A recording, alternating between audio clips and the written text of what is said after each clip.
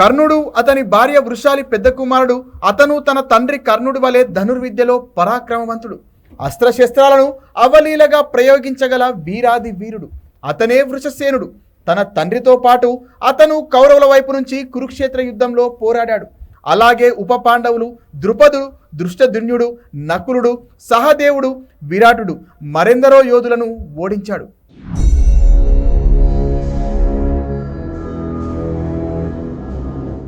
కురుక్షేత్ర యుద్ధ సమయంలో కర్ణుడు భీష్ముడితో ఏర్పడిన వివాదం కారణంగా మొదటి 10 రోజులు యుద్ధంలో పాల్గొనలేదు. 10వ రోజున భీష్ముడి పతనం తరువాత కర్ణుడు, అతని 8 మంది కుమారులు 11వ రోజు యుద్ధంలో చేరి పాండవులతో పోరాడారు. యుద్ధం 11వ రోజున వృషసేనుడు ఒకే యుద్ధంలో నకుల కుమారుడైన శాతనికను ఓడించాడు.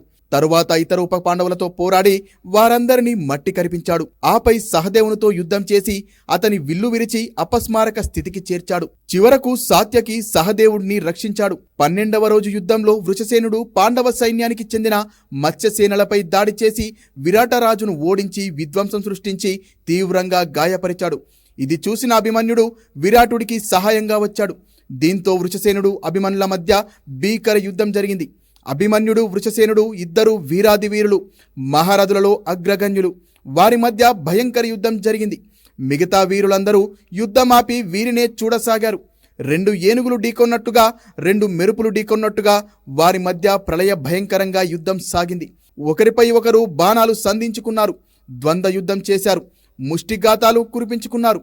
చివరికి అభిమన్యుడు వృషసేనుని రథసారథిని చంపి అతని ధనుస్సుని కూడా విరిచాడు.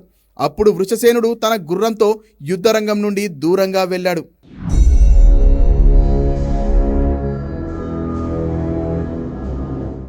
పద్నాలుగవ రోజు వృషసేనుడు పాంచాల రాజు ద్రుపదునిపై యుద్ధంలో పాల్గొని అతన్ని ఓడించాడు. కర్ణుడు కూడా ద్రుపదుని ఓడించలేకపోయాడు.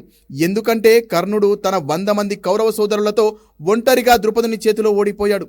అలాంటిది వృషసేనుడు ఒంటరిగా ద్రుపదుని ఓడించాడు. వృషసేనుని పరాక్రమం చూసి తండ్రుని మించిన తనయుడని ద్రుపదుడు పొగిడాడు. అలాగే తన ఓటమిని ఒప్పుకొని అక్కడి నుంచి పారిపోయాడు. తరువాత వృషసేనుడు పాండవ సైన్యానికి అధిపతిగా ఉన్న దుష్టద్యుమ్నుని సైతం ఓడించి పారిపోయేలా చేశాడు. యుద్ధం 17వ రోజున దుశ్శాసనుడు చిత్రసేనుడి మరణానికి కోపగించిన వృషసేనుడు నకుల వద్దకు పరిగెత్తాడు. ఆ తరువాత ఆ ఇద్దరి మధ్య భీకర యుద్ధం జరిగింది. వృషసేనుడు నకుల గుర్రాలను చంపి అనేక బాణాలతో అతనిని గాయపరిచాడు. తన రథం నుంచి దిగి నకులుడు తన ఖడ్గాన్ని తీసుకొని వృషసేనుడి వైపు వెళ్ళాడు. ఖడ్గాన్ని డిస్కస్లా గిరగిరా తిప్పుతూ తన వైపు వస్తున్న నకులుని చూసిన వృషసేనుడు 4 చంద్రవంక బాణాలతో ఖడ్గాన్ని విరగొట్టాడు. చివరకు నకులుడు భీముని రథాన్ని అధిరోహించాడు.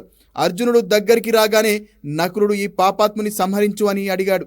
అర్జునుడు వృషసేనుని వైపునకు రథాన్ని మళ్లించు, అతని తండ్రి కనుచూపు మేరలో అతన్ని చంపేస్తానని శ్రీకృష్ణుడిని ఆదేశించాడు. వృషసేనుడు అర్జునుడి బాహువును 10 బాణాలతో, కృష్ణుడిని 10 బాణాలతో పొడిచాడు. అర్జునుడు కోపోద్రిక్తుడై కర్ణుడితో సహా కౌరవరాజులతో బిగ్గరగా ఇలా అన్నాడు: ఓ కర్ణ, నా కొడుకు అభిమన్యుణ్ణి అన్యాయంగా చంపినట్లు ఈరోజు నేను నీ కొడుకుని చంపుతానని కర్ణుడిని బెదిరించిన అర్జునుడు వృషసేనుని 10 బాణాలతో కొట్టాడు. వృషసేనుడికి అర్జునికి మధ్య జరిగిన భీకర యుద్ధంలో వృషసేనుడు మరణిస్తాడు. సో ఇది వీరాది వీరుల సైతం ఓడించిన యోధుడు వృషసేనుని కథ.